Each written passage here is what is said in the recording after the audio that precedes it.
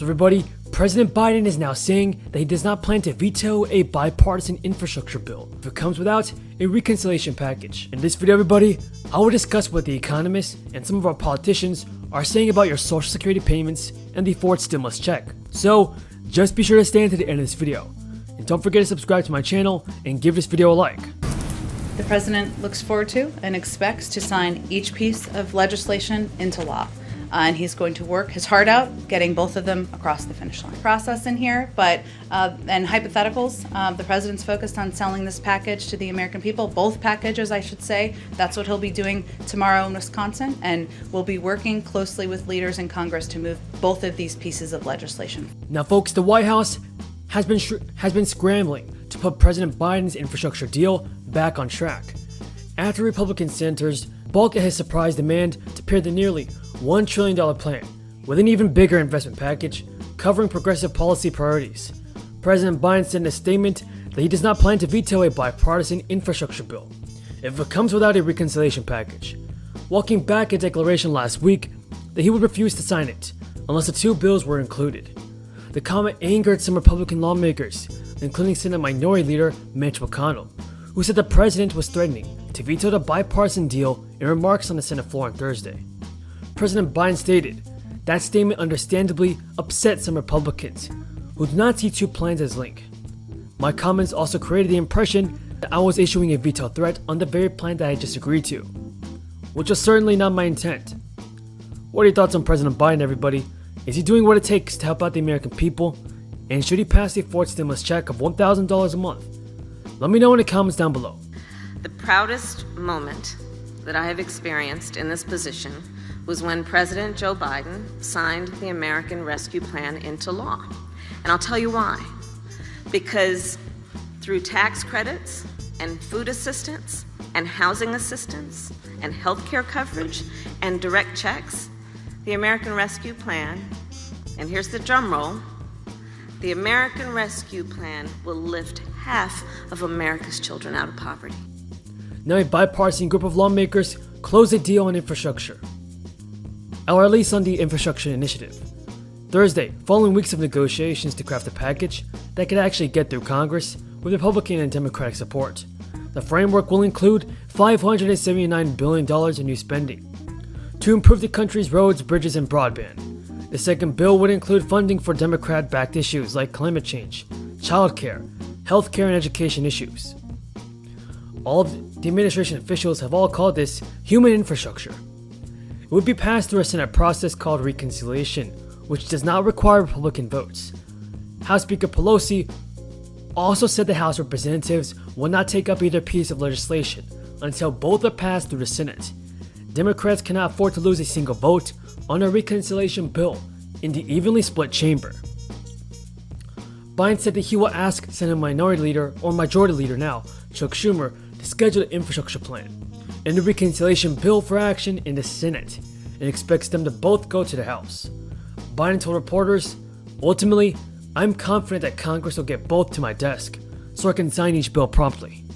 Now, although President Biden initially showed support for $10,000 of undergraduate or graduate student loan debt relief for every year of national community service, student debt forgiveness is now expected to be left out of Biden's legislative agenda. The president has released his fiscal year 2020 budget request to Congress, and that is the first formal budget of his presidency and a sharp departure from his predecessor. Biden's budget incorporates his two signature domestic proposals, and that's the American Families Plan and the American Jobs. For the latest news surrounding your Social Security benefits, the future of Social Security remains uncertain, forcing people to ask questions like, will Social Security run out? According to the 2020 annual report from the Board of Trustees of the Federal Old Age and Survivors Insurance Trust Funds and Federal Disability Insurance Trust Fund, Social Security's income is expected to exceed its expenses this year. The report projects that reserves will be fully depleted by 2035, and annual taxes are expected to cover only about 3/4 of the benefits each year after that. Part of the problem can be attributed to a smaller working age population and an increase in the number of retirees. By 2035, the number of Americans 65 and older will increase to more than 78 million from about 56 million. As a result, more people will be taking money out of the Social Security system, But this doesn't mean the program will run out of money entirely though. Payroll taxes are expected to cover about 76% of scheduled benefits. But if the 21% funding gap is not filled, retirees could get lower Social Security payments, or workers might need to pay more money into the system. If no changes are made, this is what Social Security could look like in the future. Now folks, that's all the news in this video. If you guys found this video useful and helpful, feel free to subscribe to my channel, give this video a like, and leave me a comment down below. As always everybody, I truly appreciate everybody's amazing support. And until next time, have a great day and stay safe. Now, on another matter, as the Senate headed into the June work period, the Democratic leader laid out an agenda that was transparently designed to fail. A string of far-left proposals that were not intended to become law or to make a difference in the lives of the American people. They were designed to fail and provide political theater for liberal activists. And sure enough, the Senate did reject Democrats' brazen attempt to rewrite the rules of American elections permanently to their own advantage.